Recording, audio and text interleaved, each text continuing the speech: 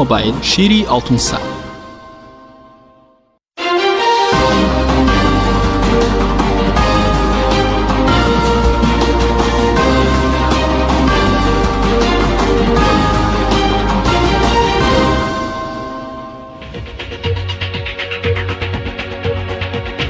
بەناوی خوای گەورە سڵاوتان لەبێت بەڕێزان. کۆمەڵی ئیسلامی و وەزوتنەوەی گۆڕان سەرکردایەتی سیاسی کوردستان عێراق ڕەت دەکەنەوە. لە ڕاگەندراوێکدا کۆمەڵی ئیسلامی ئاماژە بۆ دەکات دروستکردنی سەرکردایەتی سیاسی کوردستان عێراق هیچ بنەمایەکی یاسایی نیە، کێشەکان قوڵتر دەکات و ڕێزەکانی گەلی کوردستانیش بەرتر دەکات. هاوکات بزوتنەوەی گۆڕان داوای هەڵۆشانەوەی ئەو سەرکردایەتیە دەکات. لەلایەکترەوە هێرۆ ئیبراهیم ئەحمەد ئەندامی مەکتەبی سیاسی یەکێتی نیشتیمانی ئەو سەرکردایەتیە بە مەزیتی قیادەی سەورە ناو دەبات. بە میواندارێک لە بەڕێزان لە ئەستۆدیۆی سەرەکی هاوژن عومەر بەرپرسی ناوەندی هەڵبژاردننی کۆمەڵی ئیسلامی هەروە لە هەولێر و دکتۆر محەممەد کیانی ئەندامی پێشووی پەرلەمانی عێراق تاوتوی ئەم پرسە دەکەین. سەرەتا ڕاپۆرتێک دەبین، دواتر لەگەڵ میوانەکانمان درێژە بەم پرسە دەدەین.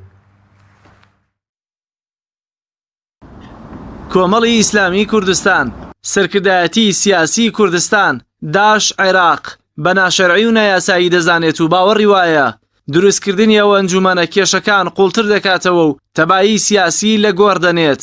وتەبێژی کۆمەڵی ئیسلامی کوردستان دەڵێت چاوەڕێ دەکرا بەرپرسانی هەرێم چاوێک بە هەڵەی ڕابردوویاندا بخشێننەوە و دەستگا شەرعیەکانی هەرێم کارا بکەنەوە و یەکڕیزی ناوخۆیی بگێڕنەوە، نەک درێژە بە دۆخی خراپی پێش ریفراندۆم بدەن کا کێشە ناوخۆیی و سیاسیەکان قوڵتر دەکاتەوە. گرفتی گەورە هەیە لە هەرێمی کوردستان و ئەو لێکترازانە سیاسی کە هەیە و هەموو ئەوانەمە پێمان وا بوو یعنی ئەکرێت دەسەڵاتدارانی سیاسی بەجددی چاو بە خۆیاندا بخشێنەوە، چاو بە هەڵەکانی ڕابردویاندا بخشێنەوە و ئەو هێزانەی لەوێ بەشدارن، ینی ڕۆڵ ببینن لەوەی کە پرۆسی سیاسی لە هەرێمی کوردستان بچێتەوە سەر ڕێڕەوی تەندروستی خۆی بەداخەوە، ینی بڕیاری گۆڕینی ئەنجومەنی باڵای ریفراندۆم درێژکردنەوەی هەمان دۆخی پێش ریفراندۆمە و درێژکردنەوەی ئەو دۆخە سیاسیە ناجێگیرێن لە ناوخۆی هەرێمی کوردستان و ئەو لێکترازانە سیاسیە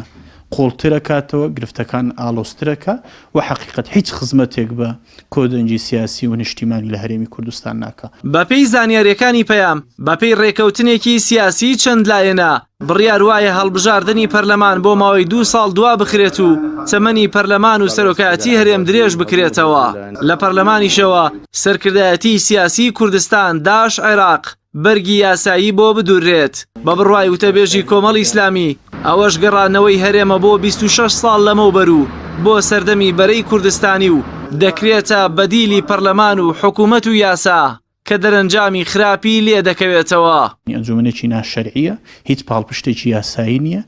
و بێزگە لەوەی کە حقیقت هەرێمی کوردستانیش ئەجێڕێتەوە زۆر بۆ قۆناغەکانی پێشوو. ئێمە ئێستا 26 ساڵ بەسەر حکومڕانی هەرێمی کوردستان تا تێپەڕیوە. هەرێمی کوردستان لە ساڵی 92 پەرلەمانی هەیە، حکوومەتی هەیە، قۆناغێکین کە ئێستا هەرێمی کوردستان زیاتر دامەزراوەکانی بە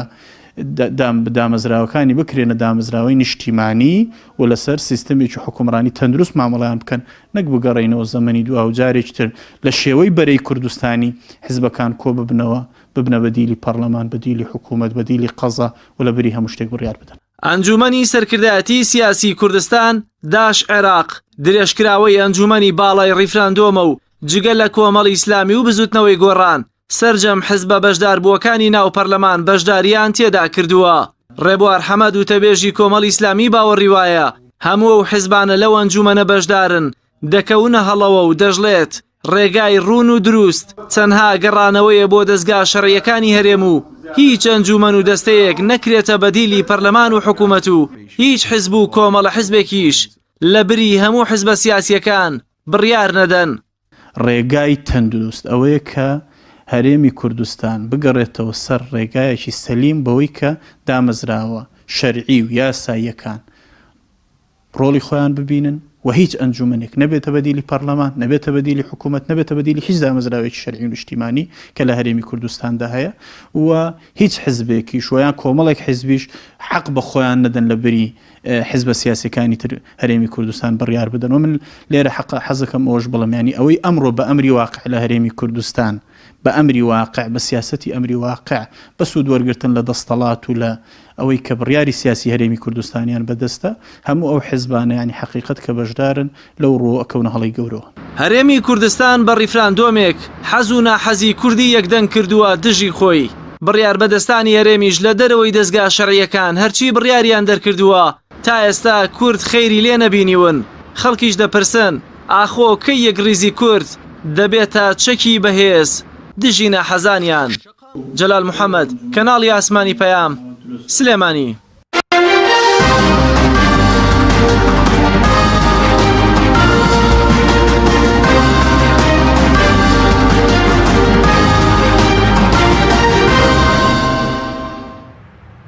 دووبارە سڵاوتان لەبێت بەڕێزان، سوپاس بۆ میوانەکانمان کە کاژون بەخێر بەسەرەتاگەر لە بەڕێستانەوە دەست پێ بکەین. خوێندنەوەی بەڕێستان بۆ دروستکردنی سەرکردایەتی سیاسی کوردستان عێراق چییە لەم ساتە وەختەدا؟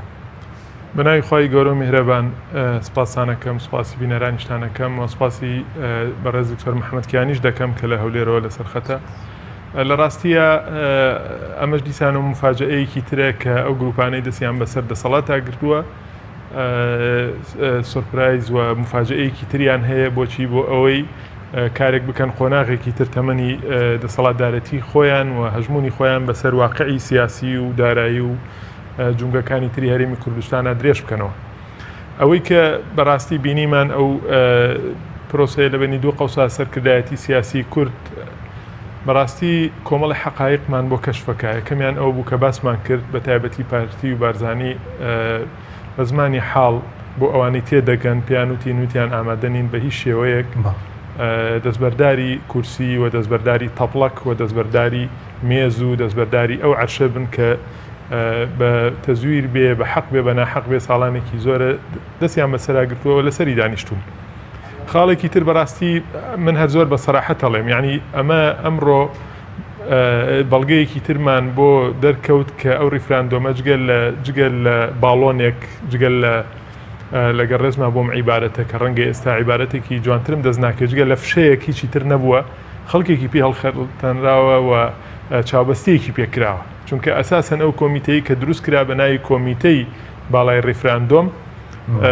دیارە وای لەگەڵ ریفراندۆمە ئیشەکەشی تەواو بووە، بەڵام ئەمە عینوانێکی تری بۆ کرا بۆچی بۆ ئەوەی بە ناوێکی ترەوە بە عینوانێکی ترەوە بە مەهام و ئەجێندایەکی ترەوە ئەم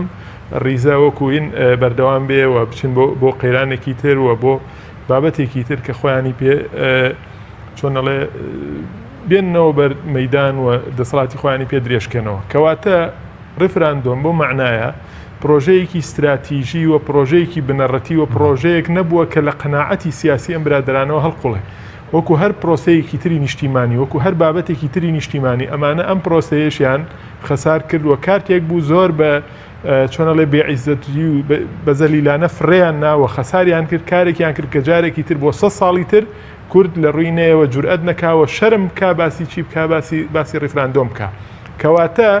کەواتە وەس ئێمە یەکەم لەحظە وتمان ریفراندۆم کەلیمەت حەق یوراد بها الباطل،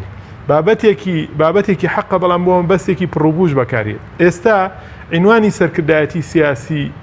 کوردستان داش عێراق دیسانەوە پێیوتینەوە کە بەڕاستی ئەم ریفراندۆمەش وەکو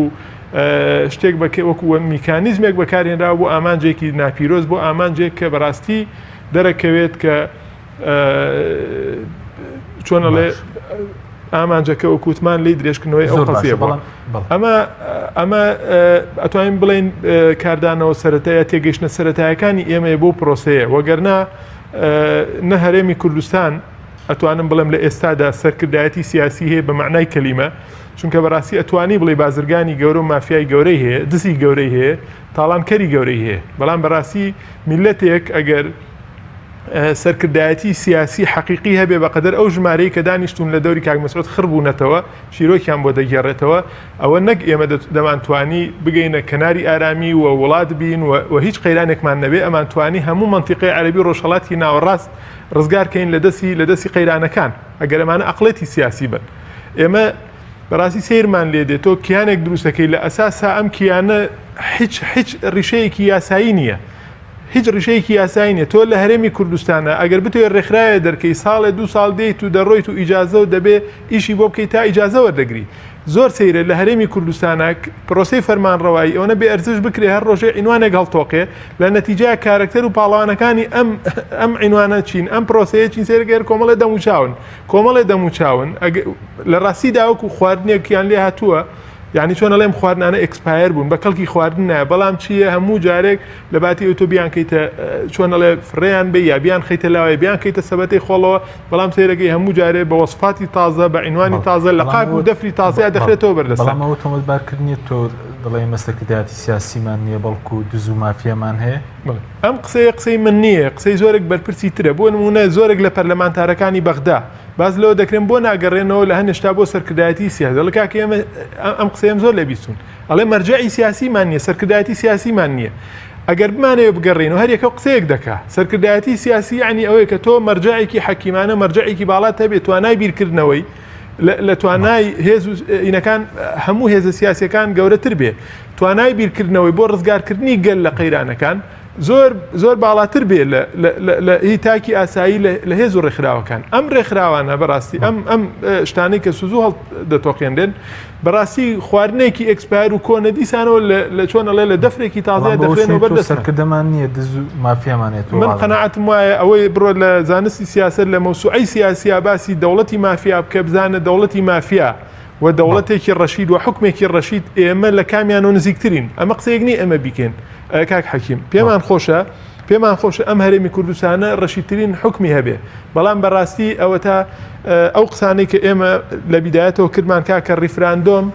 ریفراندۆم بەکارمەهێنن ریفراندۆم زمینەی نییە ئێوە پیاوی دروستکردنی دەوڵەت نین معقولە تۆ 24 ساعت بەسەر دەنگدانەکەیان نەڕۆیشتووە بەڵام تۆ بێ وتاربەی هەر کاکە گوتاری 48 ساعت پێش ریفراندۆمی خۆت بەدرۆ بخەیتەوە. بۆیە بەڕاستی ئەمە قسەیەکە هەتا بەیانی لەسەری بڵێ و قسەی لەسەر بکەی بارە سلبیەکە دەتوان بڵم بێ ئینسافی نییە بۆ چونکە بەڕاستی ئەمە وای لێ هاتوو ئەم سیناریوانەی ئەم دەسەڵاتە بەڕاستی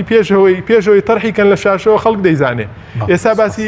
ڕەنگە ئەگەر باسیشمان بێت سەرەوە باسی دواخستنی هەڵبژار نەکرێت. ئێستا سیناریوەکەی کە ئەم دەسەڵاتە پەنای بۆ ئەبا بۆ دواخستنی هەڵبژاردن خەڵک باسی دەکا. بۆیە بەڕاستی ئەمە چۆنەڵێ شتێکە لە ئەرزشی حکومڕانی و فەرمانڕایی لە هەرێمی کوردستان کاکاژنێگە بچین هەورێ لای کاک دکتۆر محەممەد کاک تۆر زۆر سپاس بۆ بەشداریکردن لە بەرنامەکەماندا بەڕێژتان هۆکاری پێکێنانی سەرکردایەتی سیاسی کورد بۆچی دەگەڕێنەوە لە کاتێکە ئێمە پەرلەمانمان هەیە حکوومەتمان هەیە سەرۆکایەتی هەرێممان هەیە دەسەڵاتی دادوەریمان هەیە.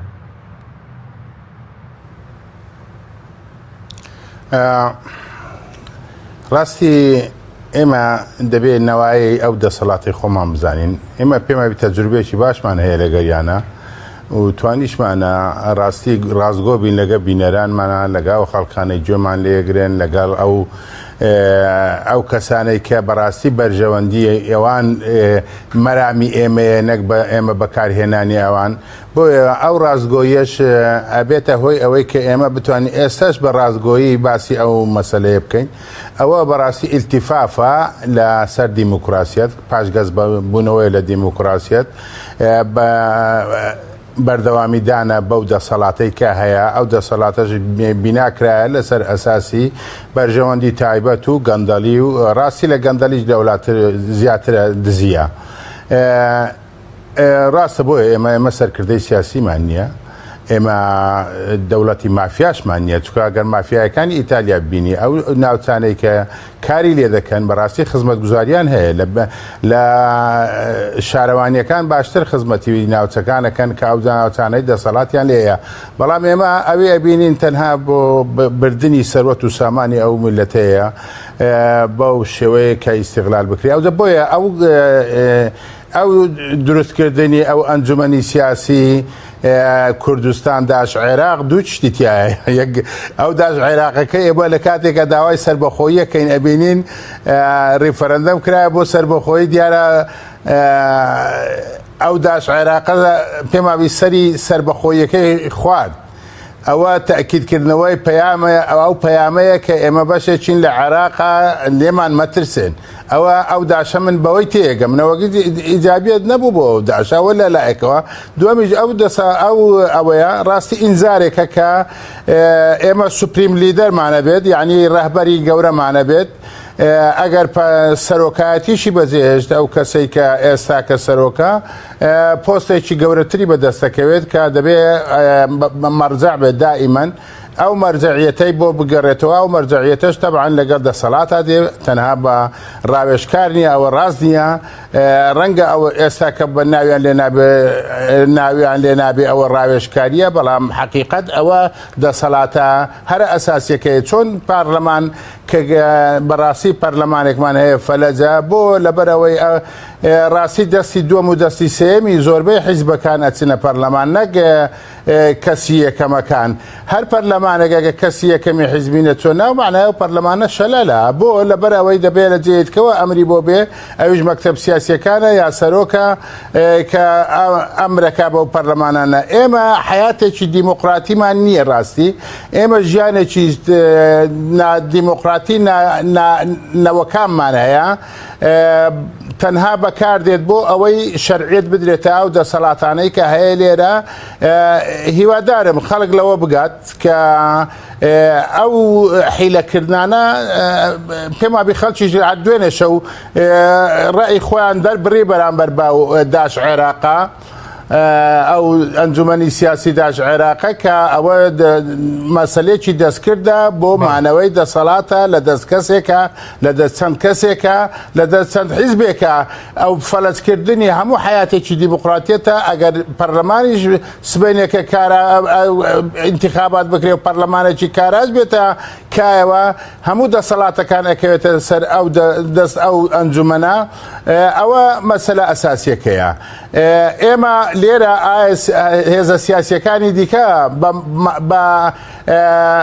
بە بەرپرسیارەتی خۆیان هەرستن ئەتوانن بەرپەرچی ئەوە بدەنەوە من بە قەناعەتی من ئەوە نییە باسی ئەوە بکەن دەبێ هەڵوەشێتەوە ئەسلەن باسی ئەوە بکەن کێمە اعترافی پێناکەین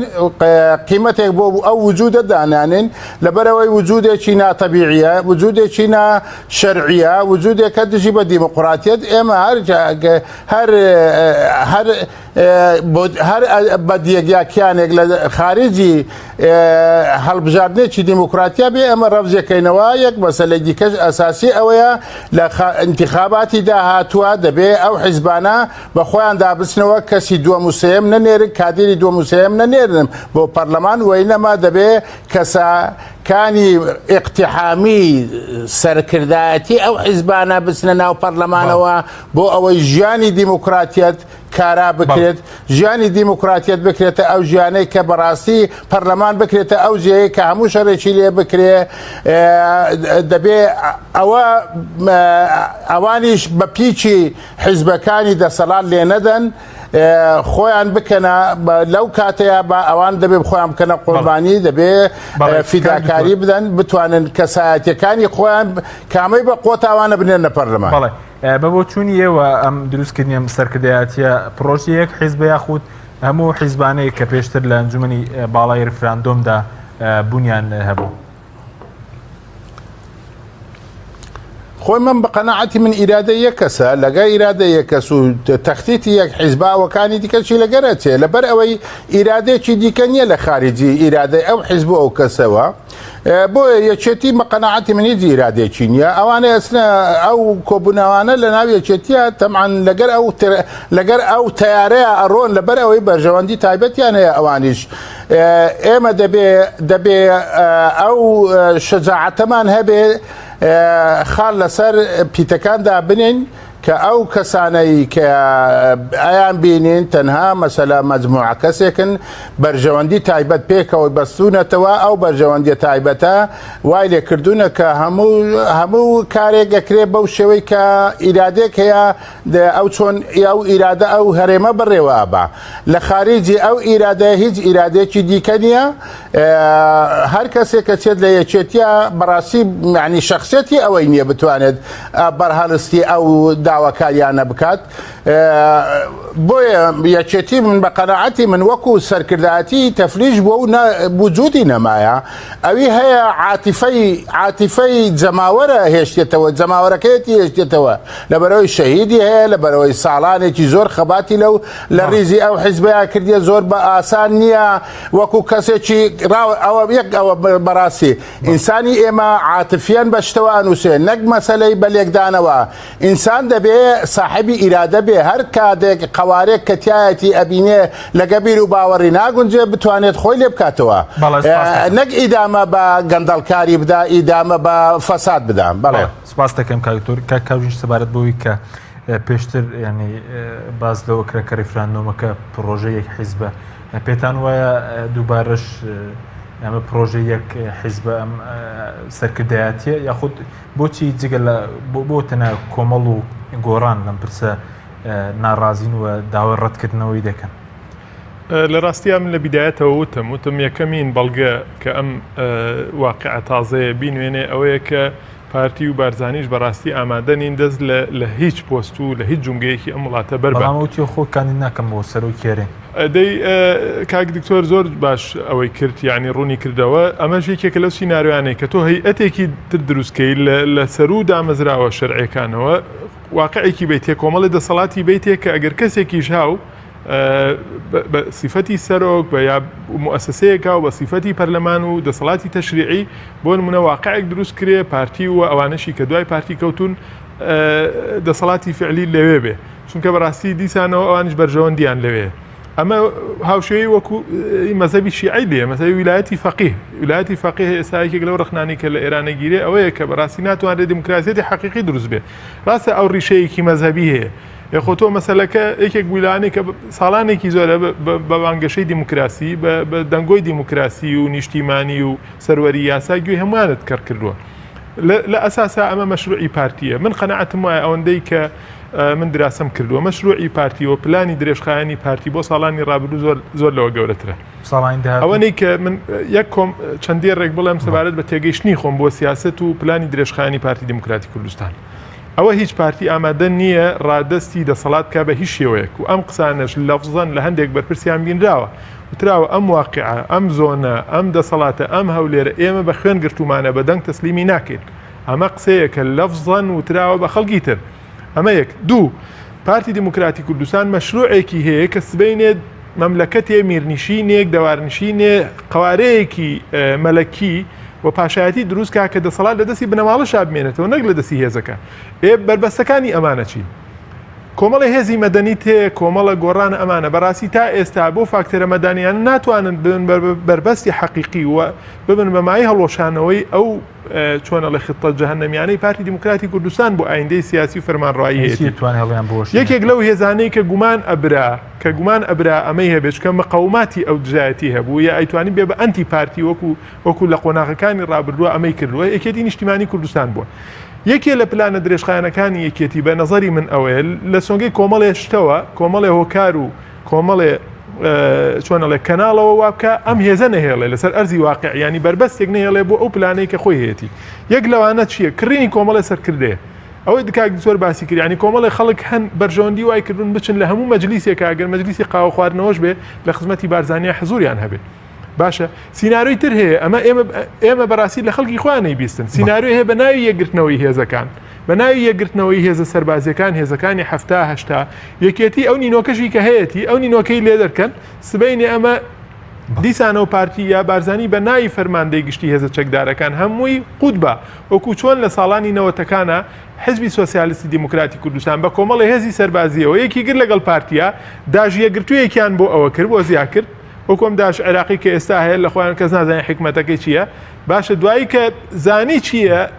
سۆسیالیست قیادەی سۆسیالیستێکی ئەسڵی مەسەلەکە چی هاتە دەرەوە هیچ هێزێکی سەربازی لەگەڵ نەهاتەوە حیزبی سۆسیالیست بە خۆی و پەڕووباڵکراوی هاتە دەرەوە هێزە سەربازەکەی ئەو بوو ئەم سیناریۆیە لەگەڵێکێتی ئەوەیە و سیناریۆکە وەکو لایەنێکی تری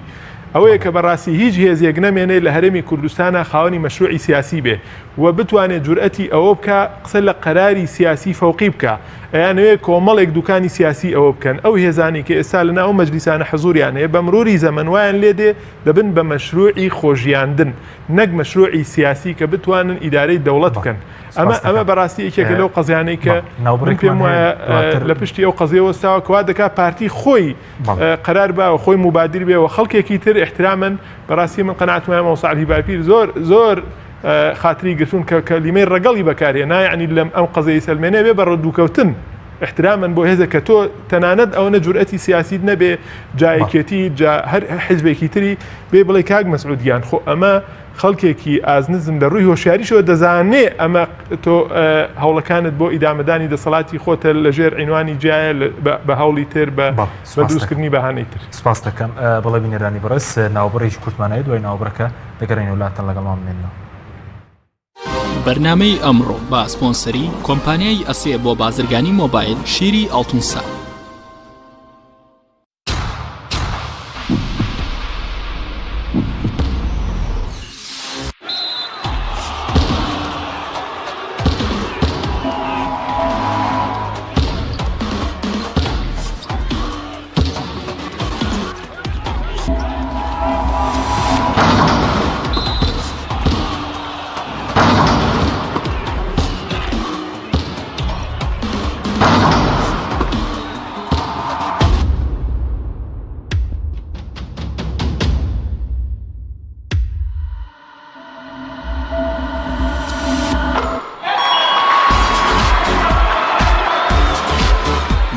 سەرکەوتنە گەورەیە تەنها شیری وشکی ئەڵتونسای تەمێکی ڕاستەقینە و 100% سروشتی نۆشی کە و هەمیشە بە بەهێزی بمێنەرەوە. نوێترین ئۆفەر لە کۆمپانیای ئەسێەوە ئێستا مۆبایلی زیرەکی ئەسێ Q5S 4G LTE کە بە فینگرپرینت کار دەکات بە قستی مانگانەی تەنها 59,000 پێشەکی و مانگی تەنها 14,000 دینار. نوێترین مۆبایلی زیرەک و پێشکەوت و بە نزمترین نرخ بۆ تۆی خۆشەویست ئەسێ Q5S 4G LTE. کۆمپانیای بەیزا لە پێنە و بەرەنگاربوونەوەی قەیرانی دارایی و پێشکەشکردنی باشترین ئامری کارەبایەتی ناوماڵ کۆمپانیای بەیزا بووە بریکاری گشتی کۆمپانیای زەمگی ئیتالی هەروەها فرۆشتنی بەرهەمەکانی باقیستی هەژدەمان بە هاوڵاتیان سەلاجە و مجەمیدە هەموو جۆرەکانی سپلێت تەلەڤیزیۆن و تەباخ و مڕەشەح فڕن و مایکرۆ گسکی کارەبایی غەسالەی جلشتن و قاپشتن بەیزا مامی هاوڵاتیان. سنتەری گوڵهنگ بۆ جادەرمانی سروشتی بۆ لە شولارێکی ڕێک و تەندروست هەڵدەستێت بە دابینکردنی کۆمەڵێت چای جادەرمان لەوانە چاینانە بە سوودە بۆ ڕخۆڵە و گەدە و نەهێشتنی غازات مێشک و سوور خوێن چالاک دەکات لە دڵتێک هەڵسون دەتپارێزێت بە تایبەت بۆ ئافرەتانی دووجان چای زەنجەفیل و لیمۆ هەنجوین بەرگری لەش بەهێز دەکات و بە سوودە بۆ هەڵامان شەشی لەشکەم دەکات و لاشت پاک دەکاتەوە لە مادەی ژەهراوی بە سوودە بۆ ئەوکردنی قوڕگ و فرێدانی بەڵغەم چای سەوزە جینگۆ کۆلسترۆل دادەبەزێنێ بە سوودە بۆ دابەزانی پەستانی خوێن و ڕێگرە لە زەهایمان چای جیسینگ بە چای دژە پیری ناسراوە توانای سێکسیت بەهێز دەکات و چالاک بەشی جگەر و دڵ و مێشک و گورچی لەیە چای گوڵە حاجیلە دژی هەوکردن و گرژبوونی ماسوولکەیە تادا دەبەزێنێت و ئازار کەم دەکاتەوە هەروەها بە سوودە بۆ ئازاری سووری مانگانە.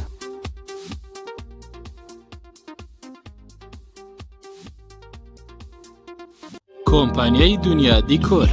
کۆمپانیای دنیا دیکۆر ئامادەیە بۆ دانانی دیکۆراتی ماڵ و شوێنە گشتی و حکومیەکان. کۆمپانیای دنیا دیکۆر هەڵدەستێت بە دروستکردن و دانانی کەوانتەر و ژووری نووسن و ئۆفیسی گەشت و گوزار و جبسم بۆردی مەغریبی و کاغەزی دیواری ئیتاڵی و تەختەی ئەرزی تورکی و ئەڵمانی و جیاکردنەوەی هۆڵ بە SDF و MDF و داری سروشتی. کۆمپانیای دنیا دیکۆر دنیایەک بۆ دیکۆراتەکانتان. ناونیشان سلێمانی فەرعی یەکەم شەقامی بازنەی مەلیک مەحموود بەرامبەر پارکی مەلیک مەحموود. فەرعی دووەم شەقامی بازنەی مەلیک مەحموود بەرامبەر سۆپەرمارکێتی ئاڵتون. فەرعی سێیەم ناوچەی پیشەسازی یەک بەرامبەر تاقیگەی بیناسازی. کۆمپانیای دنیا دیکۆر.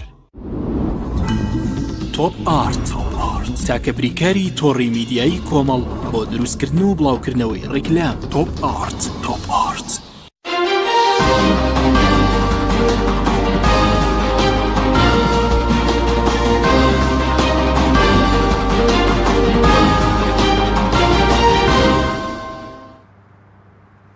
دووبارە سڵاوتان لەوێت بەڕێزان کاک تۆرە گەر بگەڕێمەوە لای بەڕێزت سەبارەت بە قۆناغی دوای ڕفراندۆم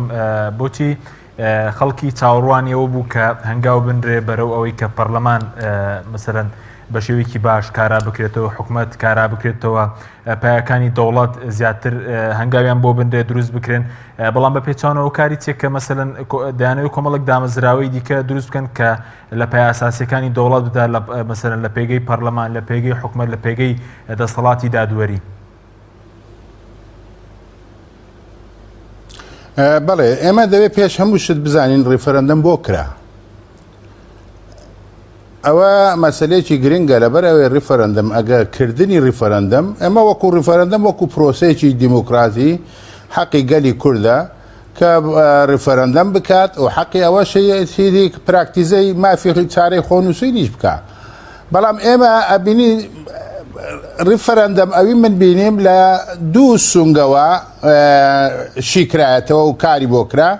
یەک سونگەی بەرژەوەندی خوازی، دووەمیشیان سونگەی سۆز. ئەوی غایب بوو لێرە کە دەبایە لەو سونگەوە بکرابایە سوگەی عەقلانیەت بوو.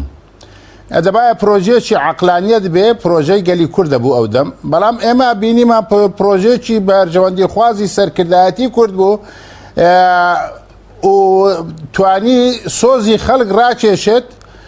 بۆ حدێکی باش نارێک زۆر لەبەرەوەی نەتیجەکانی و نسبەی بەشداریکردنی خەڵک لە هەولێر و لە سلێمانی و لەو جیانە بە قەنەعەتی من لە هەولێر سەتاچلی خەڵک نەچوەتە دەنگدان. ئەوی دیکە پڕ کراوە. ئەوە بەڕاستی شەرمێکی گەورەیە بۆ ئەو سەرکردایەتیە کە نەیتوانیە بۆ پرسێکی گەورەی وەکو ڕیفەرەندەم کە هەموو کەسێک دەبایە لەو کوردستانە هەموو بەشایەوە بچوبایە بۆی کەچی خۆی کێشایەتەوە لەبەر ئەوەی متمانەی بەو سەرکردایەتیە سیاسی نییە، لەبەر ئەوەی پرۆژێکی بەرژەوەندی خواز بوو نەک پرۆژەی گەلی کورد بوو. ئەوەیە ئێستاکە ئێمە لەبەر ئەوەی ئەوان قۆناغی ڕیفەرەندەمیان بەکار هینا وەکو برەی سیقێک باوەڕیدان بەو دەسەڵاتە. ئەو باوەڕیدانەش بەکاردێنن بۆ ئەوەی مؤسساتی دیکە دروست بکەن لە شەرعیەتی دیموکراسیەت بدەن. ئەوەیە کە پەرلەمانە کە مؤسسەیەکی دیموکراتیە برێن ئەوەیە مؤسسەیەکە کە لە پرۆسێکی دیموکراتی دروست بووە لە باتەوەی کارای بکەنەوە ئابینی لێدەن. دەیانەوێ ئەو دەسەڵاتی هەشێتی بەکاری بێنن دوایی دوو بینینی دوو جەلسەی کردیەکیان بۆ ئەوە بوو کە ئەو پرۆژەی هەبوو هی ناویان لێ نابرێن قیادەی سیاسی ئەو ڕیفەرەندەمە تەنها ئەوە ڕای لەسەرەوە بدا و ئەپروڤی بکە. دووەمیشیان ئەوە بوو کە ئەبینین بۆ چەند مەسەلێکی دیکە بوو لە پاش ڕیفەرەندەم کە هاتن دانیشتن. ئەوە بوو یەکەم ئەوەیان بڕاستی ئەو غەدرا کرد کە ئەندامێکی پەرلەمان کابرا ئیستیقالەی کردی حەقی خۆیەتی بچێتە ناو ژووری پەرلەمان لەوێ قازدیقالەکەی خۆی بکات کەچی ئەو حەق ئەو مافەشیان پێڕەوان نەبینیە. ئەو نەیانتوانیاوە ئەوە پێشێلکردنی دیموکراتیەتە، پێشێلکردنی هەموو ژیانێکە کە لەگەڵ بەرەو پێشچوونی عەقلی ئینسانیەتا بگونجێ. ئەوەیە کە ئێستا کە دێنن چیەکەن دەیانەوێت ئەو مؤسساتانە بەو شێوانە ڕێک بخەنەوە کە بتوانن بەردەوامی بدەن بە بەرژەوەندیەکانی خۆیان بسەپێنن بەسەر حکومە بەسەر دەسەڵاتی کوردیا. ئەوەی لەگەر ئەو بەرژەوەندیانەی لەگەر دەسەڵاتە دێ لە دەستیانە بمینێتەوە. من بەڕاستی لە 2010 ئیلحاحی ئەوەمانە کرد کە هەڵبژاردننی ئەنجومەنی پارێزگاکان بکرێ لەگەر دیپلۆماتێکە باسمە کرد. وتی وەڵی من مشکلەمەوە نییە ئینتیخاباتە کریانە بەڕام پاش ئینتیخابات چیەکەن ئێوە لەبەر ئەوەی من بیان ناسم ئەو دەسەڵاتانەی لێرە هەیە قەت دەسەڵات نادەنە دەست مؤسساتی دیموکراتی. بالفعل قسەکەی ڕاست دەرچوو. ئێستاش ئەوەیە ئەوان دەڵێن ئێمە هاتینە ئێمە ناتواندرێت کەس دەرماکە بابە کەس ئێوە دەرناکە بەڵام خەڵک حەقی خۆیەتی منافەسەتان بکە بە شێوەیەکی دیموکراتی دەستا و دەستکردنی دەسەڵات هەبێ لەبەر ئەوەی سروشتی تەبیعی ژیانی ئینسان ئەوەیە کە دەیەوێت بەرەو پێش بچێ لەسەر ئەساسی پرۆژە بێت بەرەو پێشچوونەکانیشە بەڵام ئەوە قبولی ئەوە ناکەن ئەوان دەیانەوێ ئەو گەندەڵیەی هەیە ئەو دزیە هەیە کە ئەوەی پێرێ کلیپتۆکراسی یعنی دەسەڵاتی جەردە ئەو دەسەڵاتی جەردەیە بەردەوام بێ. بەڵێ سپاس دەکەم کاوی تۆ دەگەرم و لای بەرز دواتر کاکاوشین سەبارەت بە ئەرکی هێزەکان ئەوە تەنها ئەرکی مەسەرەن کۆمەڵی ئیسلامی وستنەوەی گۆڕانە کە ڕوبەڕووی ئەم ناشرعی بوونی ئەم دامەزراوانە ببنەوە یاخۆ ئەرکی هێزەکانی تر چییە بۆ ئیسلامەکانیش بۆ دابەش بوون بەسەر دووبەرە ناتوان هەڵوێستێکی مەسەرن یەکگرتوانە بێت لەبارەیان پرسانەوە لە ڕاستیە ئەوەی ئێمە تێگەیشتوون لە سیاستکردن بەڕاستی سیاست دەبێت بەرمەبنای چی بێ بەرمەبنای ئەوە کۆمەڵێ ئامانجی جوانت هەیە کە تۆ منافەسەی دەسەڵات بکەی بە ئالەتی دیموکراتی بە شێوازی مەدەنی بۆچی بۆ ئەوی بگەیتە دەسەڵات و ئەم مەشروع خزمەتگوزاریە ئەم مەشروع سیاسی خۆت کە بە خزمەتی کۆمەڵگە و دەسەڵات و مؤسساتی تەواو بێ بیخێتە بواری جێبەجێکردنەوە ئەوەی کە لێرە هەیە بەڕاستی هەموو ئەو سروشتە تێک دراوە هەنی تەنانەت ئێستا کارێک وای لێ هاتووە تاکی ئەم کۆمەڵگەی هێندە سەغڵەت بووە زۆر جارە و هێزانەی تر کە متمانیان پێدەکرێ وەکو کۆمەڵی ئیسلامی وەکو بزوتنەوەی گۆڕان کە خەڵکێک هیوای پیان ماوە کە لانی کەم دەزانن ئێستا لەبەر بەرژەوەندی خەڵک چۆن ئەڵێ ساڵانێکی زۆرە بەرژەوەندی خۆیان زەڕ بەسەرهێناوە بەس پرسیارەکە ئەوەیە کە ڕوبەڕوویان دەبێتەوە جارەوە وەکو بەشی یەکەمی پرسیارەکە دوای بەشی دووەمەوەی تایبەت بە ئیسلامیەکان پێم خۆشە قسەیەکی لەسەر بکەم مەسەلەی زۆر جار باز لەوە دەکرێت کاکەوە بەس بەیاننامە دەرەکەن لە ڕاستیدا ئەو قسەیە ڕاستە ئێمە تا ئێستا هەر هەوڵی مەدەنیمان هەبووە بە بەیاننامەوە بە هاتنە دەرەوەی پەرلەمان و بە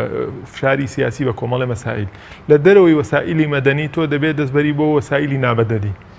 وەسائلی نامەدەنیش هەمومان نەزانین یعنی کۆمەڵێشتە ڕەنگە دوجار ئەوەی کە ئێستا گلەی لێ دەکا بۆ هەنگاوی کردەیت نیە هەر دوای گلەی لێ بکا بڵێ کاکەم هەنگاوت بۆ نا بۆ پاشەکشێت بە وەزعەکە کرد لە ڕاستی دابێ و دەسەڵاتەش بزانێ ئەوان ئێستا کە گریمانەی ئەوە دەکەن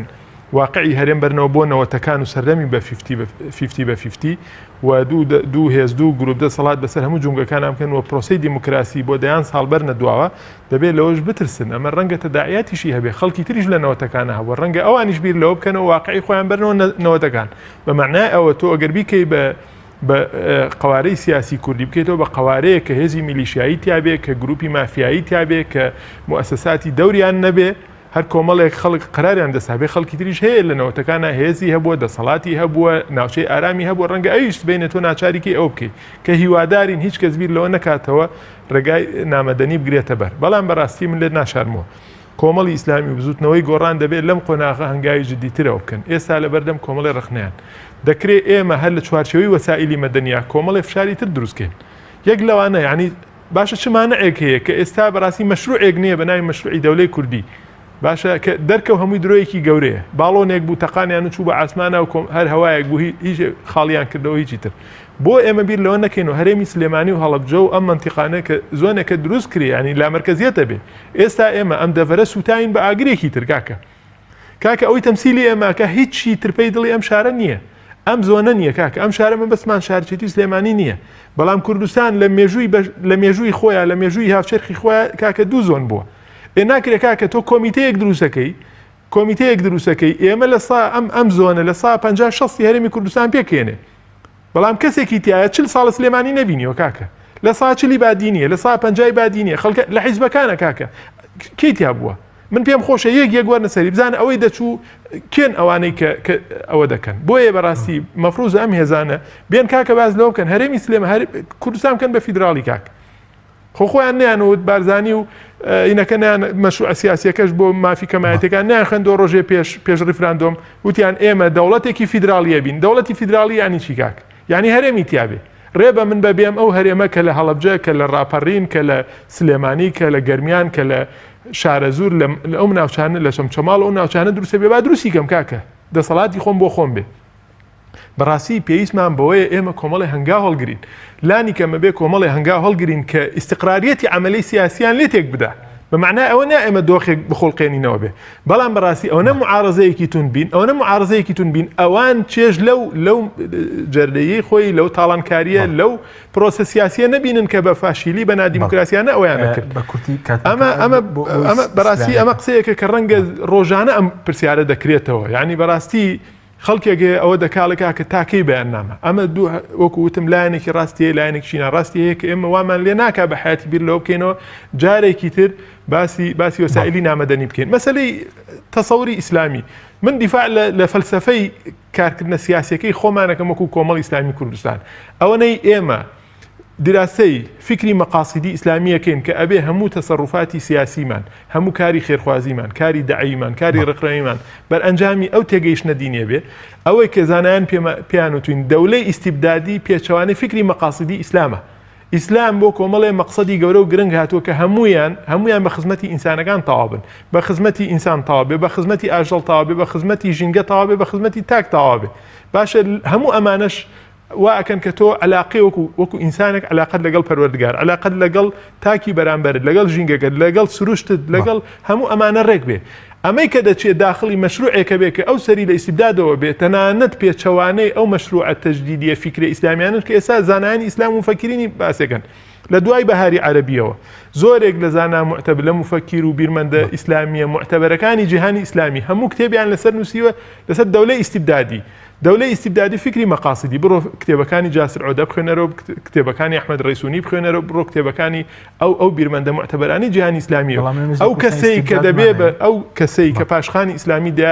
دەیاتە پاڵخۆی بەڵام لە نەتیجەیە دەچێت تەئسیل یا بەهانە دەنێتەوە بۆ مەشروعێکی ئیستیبدادی بۆ مەشروعی تاگڕەوی دەبا ئەبێ بەر لەوەی وەڵامی ئێمە باتەوەکو ئیسلامیەک یا ئەو کەسانەی کە باوەڕیان وایە مسلمان دەبێت بە فکری مەقاصدیشکە دەبێت وەکو مسلمان وەڵامی خوابنەوە لە قیامەتا چۆن کارێک دەکەن کە تۆ بێ بەدەستی خۆت ئیستیبدادیەت و تاگڕەوی